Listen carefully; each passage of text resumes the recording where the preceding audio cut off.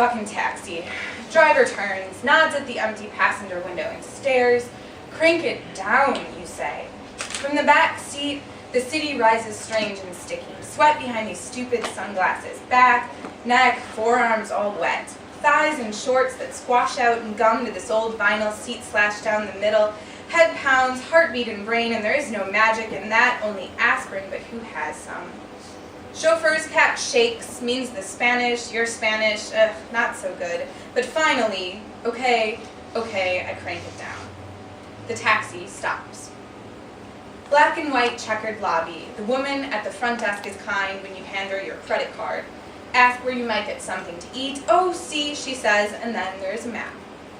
Long avenida of shops, paved not with, what is this, tile? Clerks stand not inside but outside, shouting, please, please, my friend, motion you, step inside, their hands say. Step inside, but you walk, and what is that smell? The one that curls around the corner and drags, and oh, God, reach for something.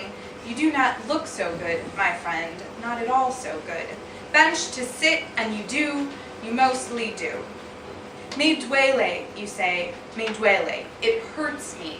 Something hurts me. Me duele cabeza. Head hurts me. Me duele estomago. Stomach hurts me. You say to the man, me duele.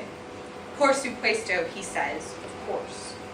Point down the busy pedestrian street, direction from which you came. He links an arm in yours and walks. My friend, he says, my friend. Finally, and again, marble-covered hotel checkered lobby, and what worse than this in a foreign town? Concierge is kind, but what is your room number again? Sends up extra towels, extra white, fluffy towels. Remain in this dark upper floor room for days. These nice heavy curtains, you think, thank God, you think, for these nice heavy curtains. Though the pillows are lofty, there's too much noise for such a narrow hall. A man with a boulder strapped to his back comes up, slowly up the way. A wide strip of nylon with sweat stains down its length, but strapped around this boulder, and the man's knuckles bleed white. You smell his panting breath, why he does not take the elevator. As he reaches the door, one sweaty hand on its handle, a neighbor is just now leaving. The woman in a flowing polka dot dress smiles and nods to the uniformed maintenance man with the boulder strapped to his back. The man nods, removes his hand from your door, turns, and struggles further down the hall.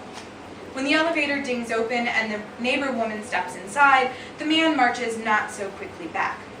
A woman, this time on the other side, steps out into the stale air. For a walk, she says. She says something else to the boulder man and smiles. He heads again down the hallway past your door until she too is gone, pivots on both feet, and with that heavy thing on his back, on and on until the you inside the sleeping you says, well, something, and desperately tries to wake up. Now, only noises. Thudding steps on warm carpeting, slimy slip, slight clink, the weight of a wet and tired hand on a tarnished metal knob. Why it was not clear before that this man means to crush you. The noise a do not disturb sign makes as it swings, slides, scratches at the door on the way down and lands on that same carpeting outside. Burst of another door down the hall. Hits the drywall behind. Leaves one of those little round indentations. You hear it crunch, then your own soft sigh. Eyes, you say, as her heels go mutedly click-clacking. Eyes, you say, open, open, open. And when they finally do, when your groping hands, not fingers, peel back their two lids without any pain, without any sensation at all, then, in that moment, the world is so bright you cannot see a goddamn thing. You close them against the blindness, but the man has not gone away. Open, eyes, you yell again, open.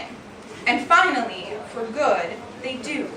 They do, and there is no light, and there are no noises, and in the bathroom, you finally find the aspirin.